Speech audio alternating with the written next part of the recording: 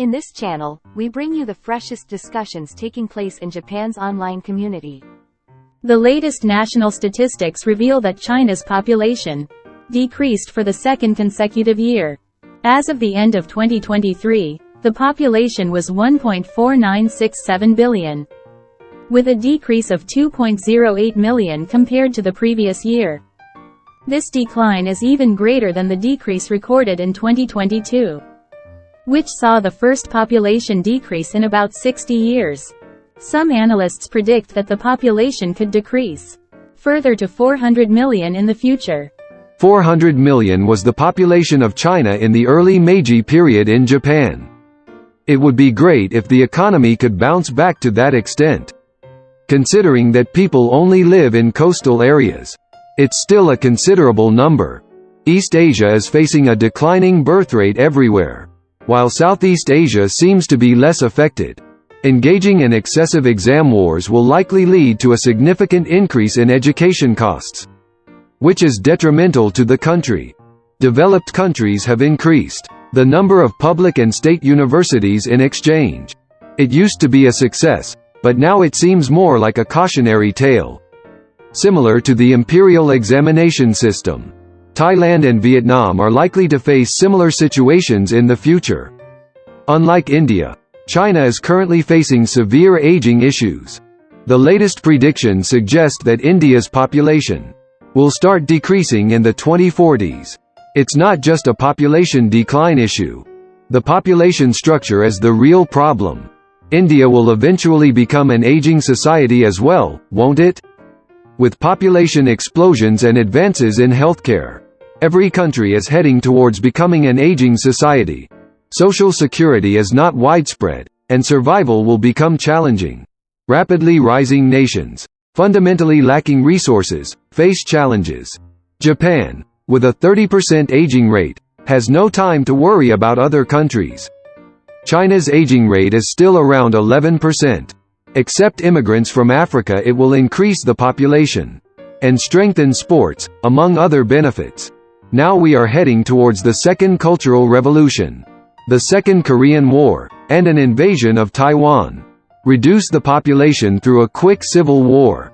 If things continue like this, Xi Jinping will start a war for self-preservation.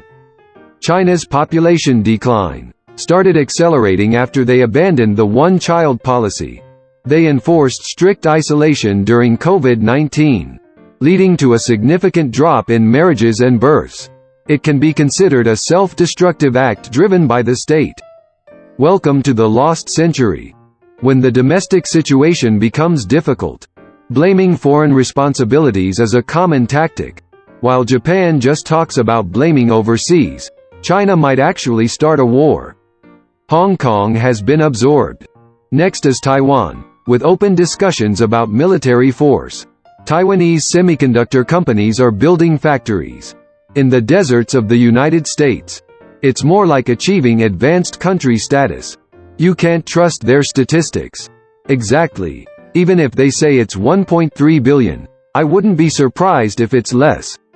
They probably exaggerated the population decline figures as well.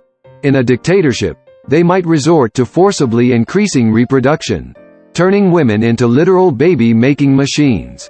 The Chinese government seems to want to divide the population into the rich and the poor, hoping the poor will continue to reproduce for generations. But if the poor see the lavish lives of the rich on the internet, they and their descendants may lose hope. Ending the cycle of unhappiness is probably the only solution. If the population decreases that much, Taiwan might not be necessary anymore.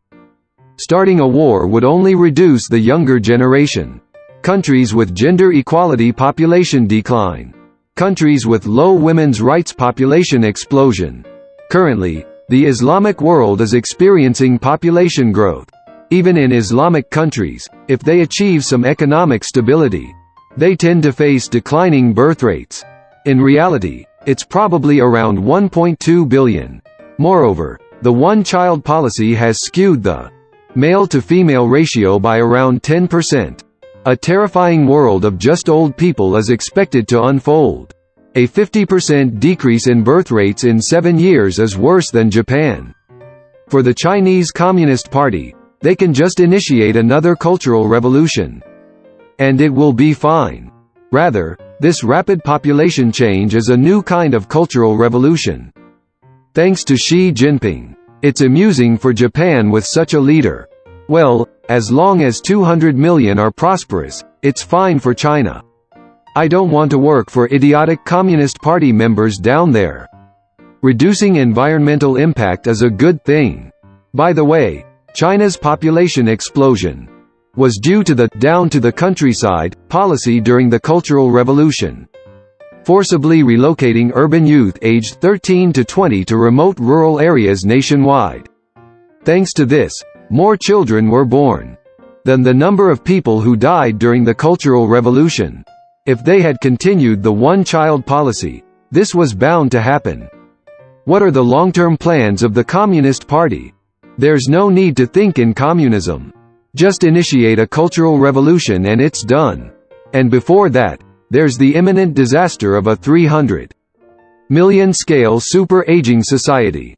Suddenly losing 300 million elderly people may be possible in China, but China's economy is completely finished. Despite earning from Western support, everyone is fleeing from China. It's because of the bubble economy. In the next few years, it's predicted that they'll be exposed by the huge empty buildings and hidden bad debts. When that happens, it won't be a matter of doing that anymore.